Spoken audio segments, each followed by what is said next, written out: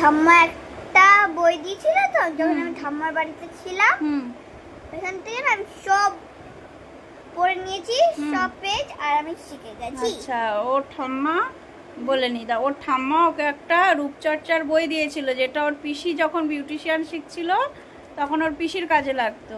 তো সেটা ওর ঠাম্মা ওকে দিয়েছে, ও সেই বইটা সব পড়ে নিয়েছে। পড়ে নিয়ে ও এখন আমাকে সেটার থেকে ফেসিয়াল করে দিচ্ছে। এটা কি দিয়ে করছো? কি আছে? কিছু ক্রিম তো, এটা ফেস ওয়াশ তো। হ্যাঁ, খুব সুন্দর হচ্ছে।